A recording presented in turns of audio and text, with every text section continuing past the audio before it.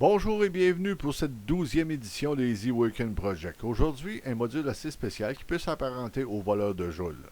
C'est un générateur triphasé, un doubleur de tension, tripleur de puissance. Il consomme 12 volts, en produit 24 par canal. Consomme 62 watts et en produit 150 au total. Est-ce un module surinitaire? Sûrement pas. Non. Mais, voici notre schéma de base en action. On a trois transistors TIP 3055 connectés en série. C'est-à-dire que le connecteur de notre troisième transistor s'en vient alimenter la base de notre premier transistor.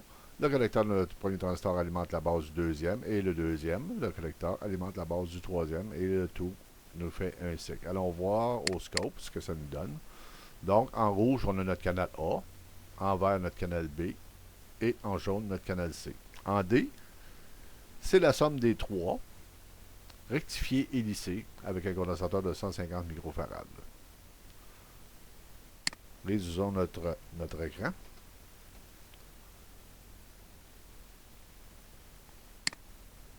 Arrêtons le circuit. On prend un grand blanc. Redémarrons notre circuit. On va voir ce qui se passe un peu. Au début, on a une oscillation entre les trois transistors de faible amplitude, le temps que nos bobines et nos condensateurs se chargent pour réduire la résistance. Au fur et à mesure, notre amplitude augmente.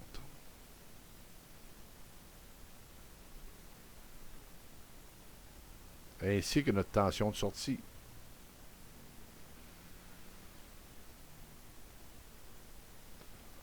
On alimente présentement des circuits, canal A, B et C, avec des ampoules de 24 volts 50 watts chaque. On a une fréquence actuelle de 400 Hz. Ça oscille entre 395 et 400 Hz. Donc, on peut dire que on a 150 watts d'éclairage en continu, étant donné qu'à une fréquence de 400 Hz, on ne verra pas le scintillement des ampoules. Ce qu'on voit là présentement, c'est vraiment au ralenti pour avoir le temps de voir ce qui se passe en réalité. On peut voir l'amplitude, nos courbes qui se suivent l'une après l'autre, nos canaux A, B et C, ce qui correspond au connecteur de chaque transistor.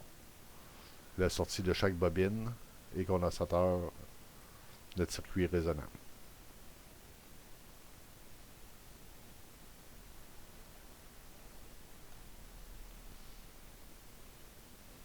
On arrête le circuit. On le redémarre. On peut voir une faible amplitude le temps que nos condensateurs et nos bobines se chargent.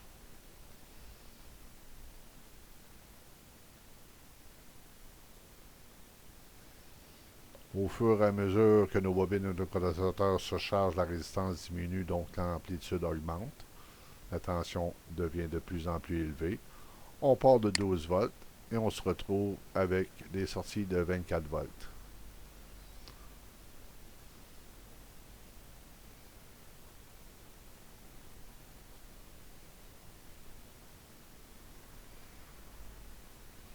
Au fur et à mesure, nos condensateurs sont de plus en plus chargés. Notre wattage diminue. On devrait atteindre entre 61,5 à 62 watts.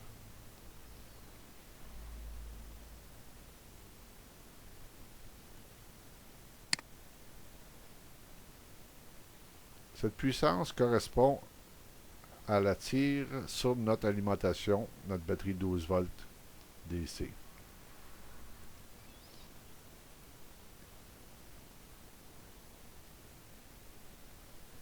On alimente trois circuits de 50 watts en alternance à une fréquence de 396 Hz. On pourrait croire à une surinité, mais ce n'est pas vraiment le cas.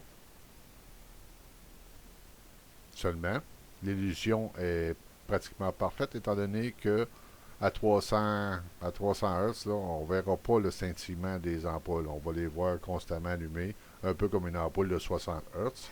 En réalité, elle s'allume et s'éteint 60 fois à la seconde. Ici, ça s'allume et ça s'éteint 395 fois à la seconde.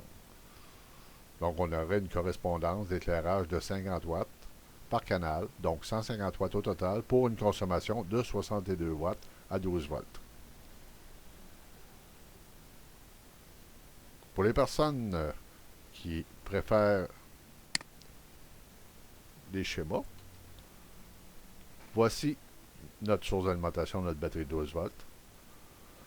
On a nos 3 chokes, nos 3 bobines de 1 mA, nos 3 transistors TIP 3055, nos condensateurs de 4.7 microfarad. La base des transistors TIP 3055, si on regarde les spécifications, ils supportent 7 volts à 7 ampères. Ici, j'ai mis des résistances de 470 ohms 5 watts. Par contre, si on regarde la puissance tirée par ces... on va réduire ça.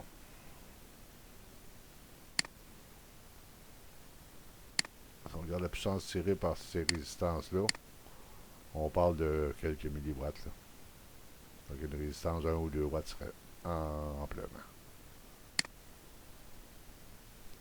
On parle de 200 milliwatts environ. Donc une résistance d'1 watt, là, ça va suffire.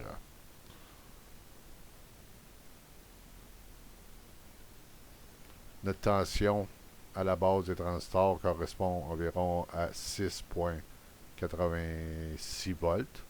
On peut la réduire un peu en diminuant nos condensateurs de 4.7 microfarad à 3.3 microfarad par exemple. La tension va baisser autour de 5 à 6 volts.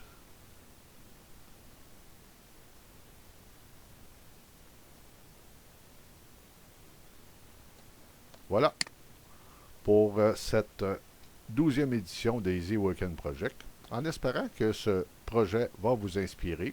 Si vous avez des utilisations particulières par rapport à ce circuit, moi je pense peut-être associer des canaux A, B et C à des MOSFET par exemple, ou des GBT pour avoir peut-être un système induction à 3 phases, ou générateur peut-être d'hydrogène, chargeur de batterie à 3 niveaux.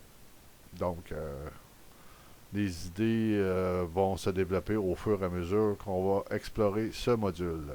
Si vous avez des idées, n'hésitez pas à nous les communiquer. Si vous avez des commentaires aussi, si vous avez aimé, cliquez sur j'aime. Abonnez-vous, ça nous encourage à poursuivre nos recherches et à les partager gratuitement sur le site d'Inventos Patatos. À bientôt pour une prochaine édition. Au revoir.